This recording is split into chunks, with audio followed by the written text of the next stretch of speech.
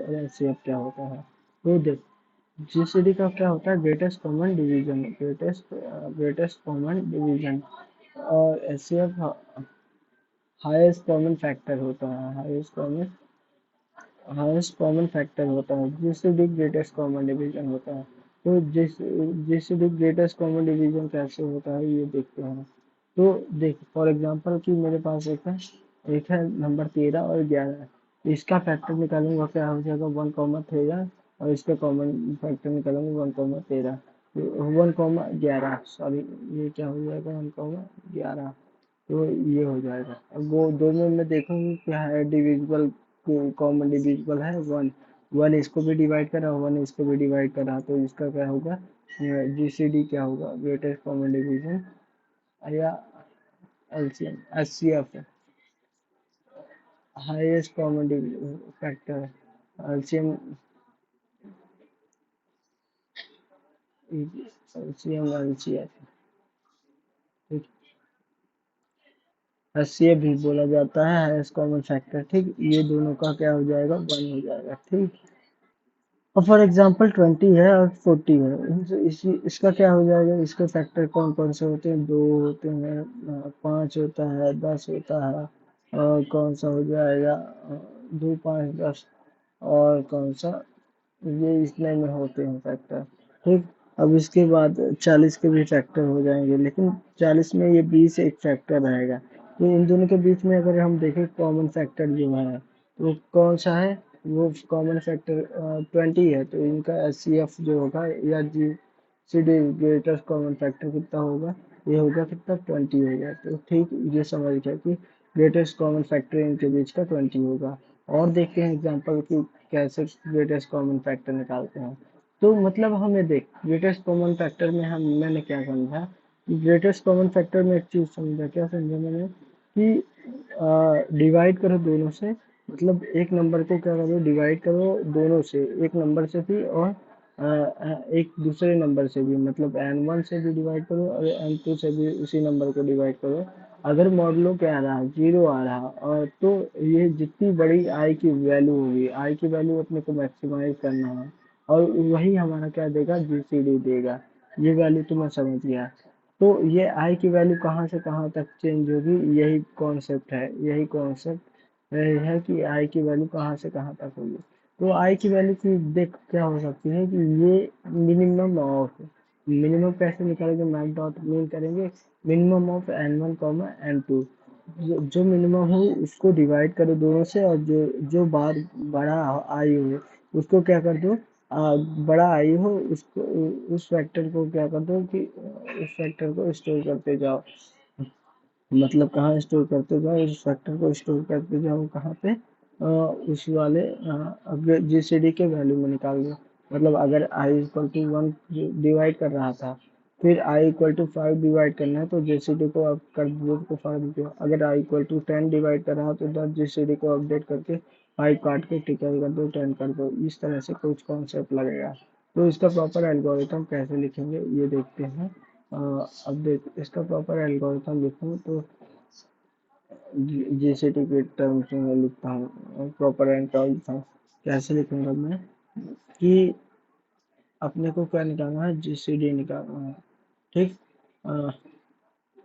Proper algorithm लिख रहा हूँ। जैसे कि मान ले पहले कोई भी नंबर होगा तो जीसीडी उसका तो 1 होगा ही होगा, एक तो होगा ही, जीसीडी उसका 1 तो होगा ही।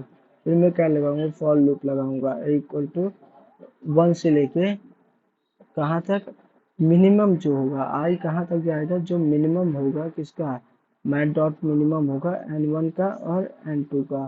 ठीक, और फिर इसको क्या करूँगा, इंक्रीमेंट करते जाऊँगा। ठीक, और फिर क्या करूँगा मैं ये देखूंगा इफ क्या हुआ, n1 से डिवाइड होने के बाद आई क्या हो रहा है, इक्वल टू 0 हो रहा है, और एंड n2 से डिवाइड होने के बाद I two I and I two भी डिवाइड हुआ, दोनों डिवाइड हो गया, वो क्या हो गया, इक्वल टू 0 हो रहा है। तो जीसीडी को अपडेट कर दो किसके इक्वल, आई के इक्वल। आई से भी मत स्टार्ट करो, तुम इसको स्टार्ट करो 2 से, क्योंकि 1 तो ऑलरेडी जीसीडी तो होगा ही। तो फिर इसको अपडेट कर दो 2, और फिर इसका है और लास्ट में ये तुम्हारा जेसीडी निकल आएगा। ठीक, इतना तो समझ गया। इस तरह के दिमाग लगाएगी। लेकिन अगर इसको देखेंगे, इस क्वेश्चन में देखें, इसकी टाइम कॉम्प्लेक्सिटी कितनी है, इसकी टाइम कॉम्प्लेक्सिटी कितनी हो जाएगी, big O of math dot minimum, minimum of इसके इक्वल हो जाएगा N one comma N two. जो मिनिमम वैल्यू होगा बिगो ऑफ एन के इक्वल हो जाएगा, जो मिनिमम वैल्यू होगा उसके इक्वल हो जाएगा। तो अपन मतलब अपने को क्या निकालना है, 13 और मान लो 91, ये दो नंबर है, इन दोनों के बीच में निकालना है। 13 नहीं, मतलब जो भी दो ले लिया, फॉर एग्जांपल 97 ले लिया, तो अपने को 91 टाइम लूप को रन करना पड़ेगा। और फॉर एग्जांपल क्या किया हमने, ले लिया किसको, 20 और 40 को, तो आपने को कितनी बार लूप रन करना पड़ेगा, 20 टाइम रन करना पड़ेगा। तो इसका एक सोल्यूशन तो ये होता है कि हम क्या करें, इंस्टेंट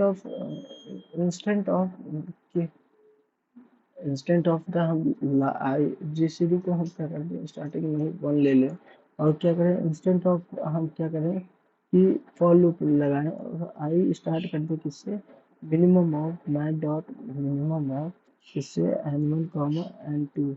और फिर क्या कर दो, आई इज ग्रेटर और इक्वल टू कितना होना चाहिए, 1 से इक्वल होना चाहिए, और आई प्लस प्लस होना चाहिए। तो फिर क्या करें, ये देखें कि जब भी क्या हो, जब भी मेरा if N one is modulo of I is equal to क्या करें, 0 हो, और एन टू भी क्या हो, N two modulo of I equal to 0 है, तो इसे क्या दे दे, तो हम क्या करते हैं, रिटर्न नहीं, प्रिंट कराते हैं किसको, जीसीडी को। जीसी फिर मैं क्या करूँ, सॉरी, इसमें ये नहीं करूँगा, फिर पहले मैं क्या करूँगा, जीसीडी को अपडेट करूँगा और जीसीडी को क्या कर दूँगा, आई के इक्वल रख दूँगा, और फिर मैं क्या करूँगा, आई को प्रिंट करा दूँगा, और फिर मैं इस स्टेटमेंट से सॉरी ब्रेक कर जाऊँगा।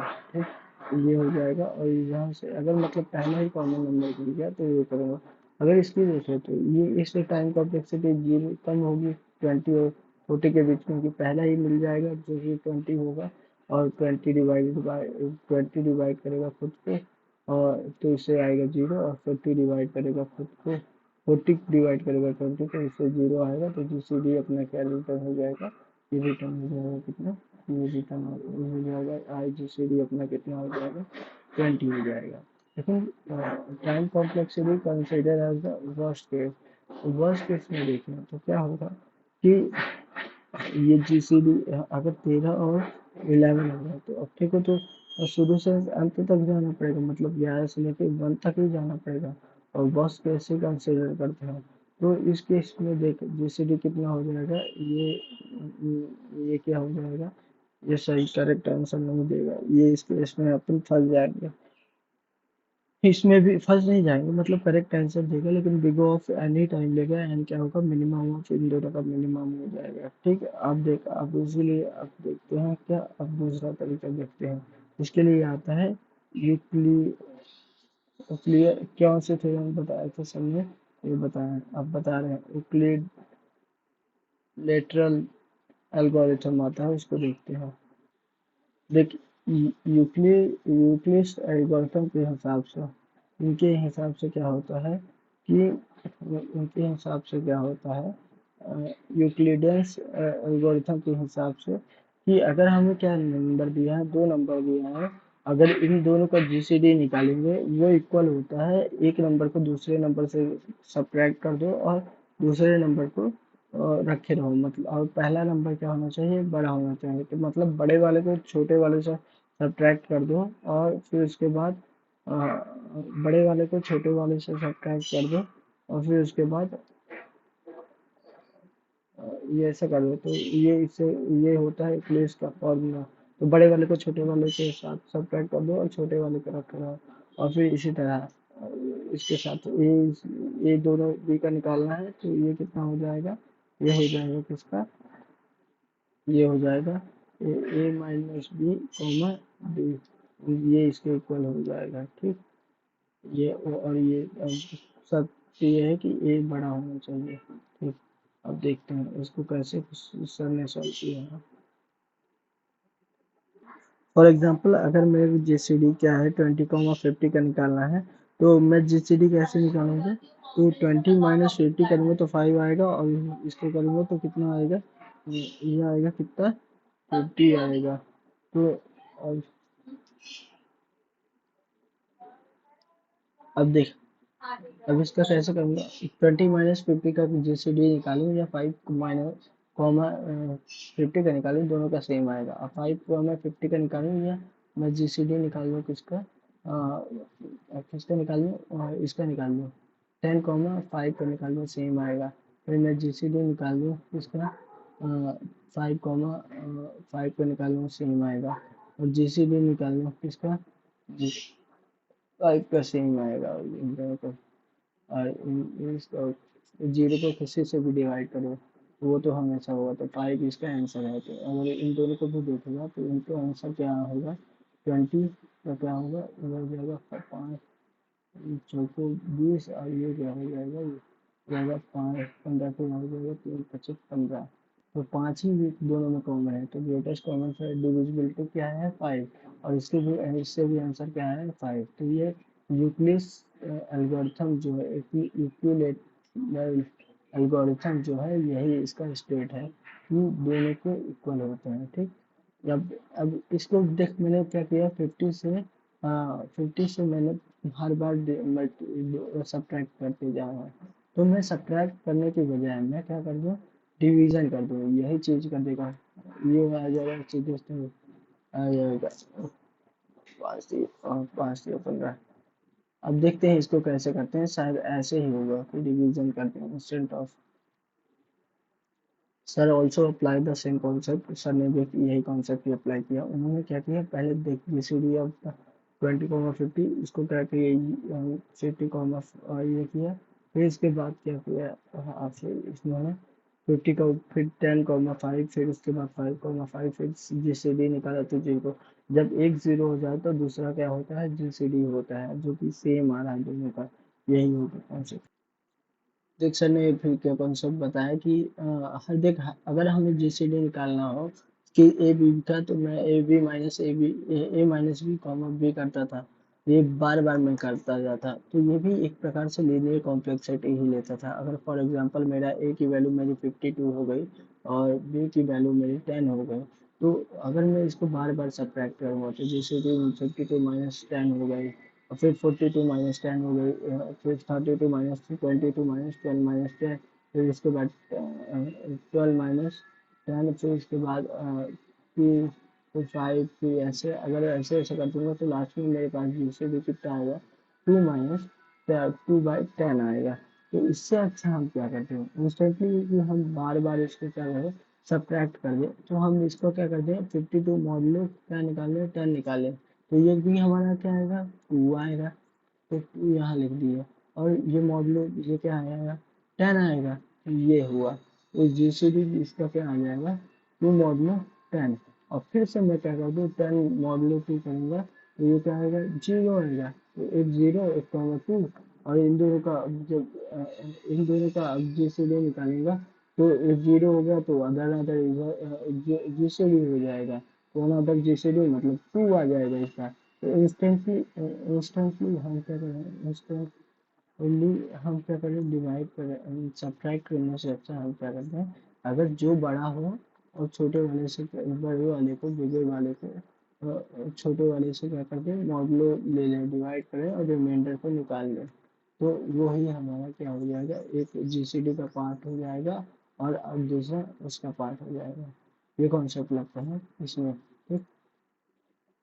तो इंस्टेंटली हम जो एल्गोरिथम पढ़े थे कि ए माइनस ए कॉमा बी, हम दोनों का क्या करने? ए मॉडलो बी ले लें, और instantly A is greater than B होना चाहिए। A modulo B comma B ले लें, तो इससे कारण से ये इससे हम बच सकते हैं। तो, तो इसके लिए एल्गोरिथम कैसे लिखेंगे? एल्गोरिथम हम ऐसे लिखेंगे, देख। इंस्टेंटली वाइल लूप लिए, वाइल लूप लेंगे, वाइल ए जब A is greater than zero हो, जब तक A is greater than zero हो, B is greater than zero हो, और जब दोनों जीरो हो, तब हम क्या करेंगे कि हम चेक करेंगे कि अगर ए ग्रेटर देन बी है, अगर ए ग्रेटर देन बी है तो बिगर बिगर कॉमन छोटा होगा, अगर अगर ऐसा नहीं हो तो स्मॉलर, तो बी बड़ा होगा, तो बी कॉमन उसे इक्वल टू जीरो होगा, इस तरह होगा। ठीक, और ये कितना हो एल सी, ये बी इक्वल टू कितना हो जाएगा, बी इक्वल टू कितना, बी में वैल्यू डालेंगे, बी इक्वल टू नहीं डालेंगे, सॉरी यहाँ पे जो मैंने ये किया है इक्वल टू कर दिया जो, ये नहीं करेंगे, ये पहले हम सब्ट्रैक्ट करेंगे तब तक जब तक ए भी बड़ा होगा बी भी बड़ा होगा। ठीक, जब ये दोनों इक्वल हो जाए, मतलब या तो ए इक्वल टू जीरो हो जाए या तो बी इक्वल टू जीरो हो जाए, जब हम वाइल लूप से निकलेंगे तो कोई ना कोई तो एक जीरो हो जाएगा। तो ये वाइल लूप से बाहर निकलने की बात है, मतलब ये वाइल लूप के बाहर निकलने की बात है। तो देख, अब वाइल लूप से जब बाहर निकल आएंगे, ये कैसे निकाला जाए इसको? वाइल लूप के बाहर निकल आएंगे तो या तो ए इक्वल टू जीरो होगा या तो बी इक्वल टू जीरो होगा। अगर ए इक्वल टू जीरो है तो फिर बी क्या होगा, ये एस सी एफ होगा, और या तो फिर ए एस सी एफ होगा, तो इसका कोड ऐसे होगा, ये एल्गोरिथम होगा। इसकी टाइम कॉम्प्लेक्सिटी की बात करें तो ये हो जाएगी बी को ऑफ लॉग 5, और ये कितना हो जाएगा minimum of A comma B, इस क्योंकि हम डिवाइड कर रहे हैं ना बार बार, तो इसीलिए लॉगरिथमिक टाइम में कॉम्प्लेक्सिटी में भी क्या होगा, सॉल्व होगा। अब देख, अब हमने मैंने टाइम कॉम्प्लेक्सिटी की है कितनी बता दी, कि टाइम कॉम्प्लेक्सिटी कितनी हो जाएगी, ये हो जाएगी log five M A comma B. ये फाइव क्यों लिए, तो देख, जब भी हम देखा अभी एक्सट्रैक्शन ऑफ डिजिट में हमने बात किए थे, एक्सट्रैक्शन ऑफ डिजिट का कॉन्सेप्ट याद हो, तो एक्सट्रैक्शन ऑफ डिजिट में हमने बात किया था क्या होता है, log n होता है, log n होता है, क्योंकि हमने log 10 से डिवाइड कर रहे थे, वहाँ n को डिवाइड कर रहे थे पर्टिकुलर 10 से, इसलिए इसको log n लिख रहे थे। लेकिन यहाँ हमने पर्टिकुलर किसी a कॉमा बी से या b comma B divided by करा है, तो ये फ्लक्चुएट हो रहा है, ये जो नीचे डिविजिबिलिटी होती है ना वो यहाँ पे आती है, मतलब जो भी नीचे होता है वो पर्टिकुलर यहाँ पे वही आता है जो नीचे डिविजिबल होता है। ठीक है, तो यहाँ पे देख अब आया ये, तो इसी कारण से जो भी नीचे डिवाइड करेगा वो यहाँ पे आएगा, तो इसीलिए यहाँ फाइव लिखा है, और minimum of A comma B, जो कितनी बार लूप रन कर रहा है ये करेगा तब तक जब तक ये दोनों में से एक नहीं होगा, तो इसीलिए टाइम कॉम्प्लेक्सिटी ये लिखते हैं हम लोग। अब मैंने अभी जीसीडी में मिस्टेक क्या कर दी थी, मैंने यहाँ पे देखा, यहाँ पे मेरे को क्या लेना चाहिए था, मॉडुलो को स्टोर करते हैं हम। ठीक, तो यहाँ पे मॉडुलो को लेते हैं, यहाँ पे मैंने अभी n डिवाइडेड बाय n कर दिया था, उसको स्टोर कर रहा था n में, मतलब क्वेश्चन को स्टोर कर रहा था, लेकिन नहीं, हम क्या किसको स्टोर करते हैं, रिमाइंडर को स्टोर करते हैं, ये गलती होती है मेरे से, इसमें हुई थी। अबे एक बार मैं कोड को समझ एक्सप्लेन कर देता हूँ किसको, कोड को, तो देख, कोड कैसे होगा कि मैंने दोनों नंबर लिया, दोनों को दोनों में देखा, जब तक लूप चलाऊंगा जब तक दोनों क्या होंगे, दोनों बड़े होंगे, अगर एक बड़ा है दूसरे से तो उसको क्या करूंगा, उसका डिवाइड कर दूंगा दूसरे से और रिमाइंडर डाल दूंगा उसके अंदर, और ऐसा तब तक करूंगा जब तक कोई ना कोई जीरो हो जाए, जब कोई एक जीरो हो जाएगा, अगर एम जीरो हुआ है तो एम को रिटर्न कर दूंगा, ये तो यहाँ से रिटर्न हो जाएगा, तो एल्स स्टेटमेंट लिखने की जरूरत नहीं, रिटर्न यहाँ से क्या कर दूंगा एम, अगर एन नहीं, एम जीरो नहीं है तो फिर एम को रिटर्न कर दूंगा, एन एम जीरो है तो एन रिटर्न कर दूंगा एन को, इससे मेरा जीसीडी हो जाएगा, रिटर्न हो जाएगा, तो मतलब वाइल लूप लगाना है तब तक जब तक एन, क्योंकि हमें जीरो करना है एक को जीसीडी में, और दूसरे को क्या करना है, दूसरा हमारा क्या हो जाएगा जीसीडी हो जाएगा, तो एक को जीरो करना है, तो जीरो करने के लिए क्या करना है, मॉडलों के साथ उसको दूसरे वाले को उससे करना है, मॉडल रिमाइंडर को पुट करते जाना, और जब रिमाइंडर पूरा जीरो हो जाए तब दूसरा वाला रिटर्न कर देना, वो जीसीडी हो जाएगा। ये इसका हो गया सोल्यूशन, और ये हो जाएगा